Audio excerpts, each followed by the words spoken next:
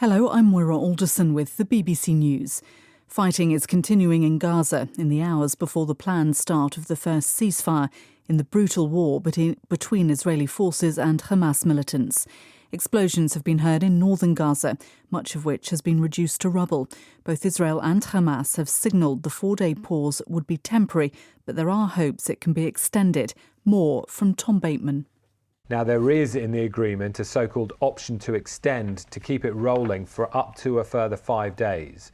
That would take place if Hamas releases around 10 hostages per day. The reason it goes up 5 days until that would give you a total of 9 days of ceasefire is because there are said to be around 100 civilian women and children. So if they're released in batches of 10, 11, 12 a day, it would need that 9-day period for 100 to be released. The Israelis, meantime, have produced a list of 300 Palestinian prisoners that it would release if those 100 were freed.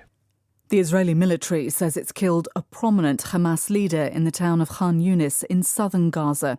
A statement said Ammar Abu Jalala, the commander of Hamas naval forces in Khan Yunis, was killed along with a second unnamed Hamas operative in a targeted airstrike.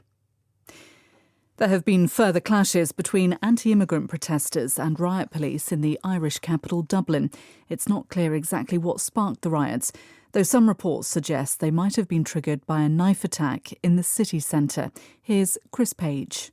The violence has broken out near the scene of a stabbing outside a school. A 5-year-old girl and a woman in her 30s are in a serious condition in hospital. 2 other children, aged 5 and 6, were also injured. The head of the Irish Police, Garda Commissioner Drew Harris, blamed the rioting on what he called a lunatic hooligan faction driven by far-right ideology. He said people should ignore misinformation about the stabbing, which was circulating online. Chris Page reporting. The mayor of New York City, Eric Adams, has been accused of sexually assaulting a female co-worker 30 years ago. Mr. Adams' office said he vigorously denied the claims. Shingai Nyoka has the details. Eric Adams is the current mayor of New York, and before he became a politician, he was a police officer rising to the ranks of captain for about 20 years.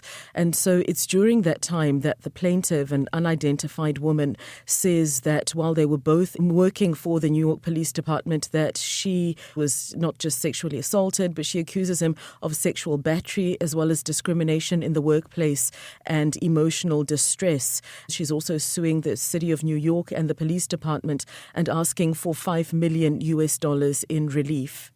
Shingai Nyoka reporting, BBC News. A judge in Mexico has halted the fast-track extradition to the US of a man accused of heading security for the sons of the jailed drugs lord El Chapo Guzman. Nestor Isidro Perez Salas was captured on Wednesday in the Mexican state of Sinaloa. Salas is wanted in the United States on drug trafficking and weapons charges.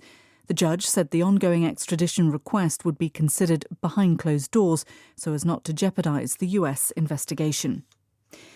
A war crimes court in The Hague has temporarily suspended visits to the detained former president of Kosovo, Hashim Thaçi, and 2 other defendants on trial for crimes against humanity. Prosecutors had argued that they had revealed the identity of a protected witness with the intention of influencing their testimony in court.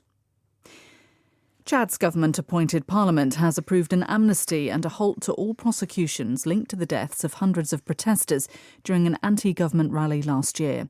A minister said the new law applied to all Chadians, including civilians and soldiers.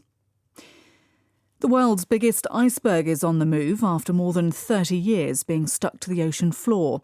A23A, as it's called, is almost 4,000 square kilometres in area, more than twice the size of Greater London. Jonathan Amos reports. A23A is a true colossus. It carved from the Antarctic coastline in 1986. At the time, it was hosting a Soviet research base. Scientists rushed in, fearing their equipment would be lost, but it didn't move far. Its deep keel kept the berg anchored rigidly to the floor of Antarctica's Weddell Sea. Almost 4 decades on, and it started to drift, and rapidly. It's not a climate response, just the natural order of things, say scientists.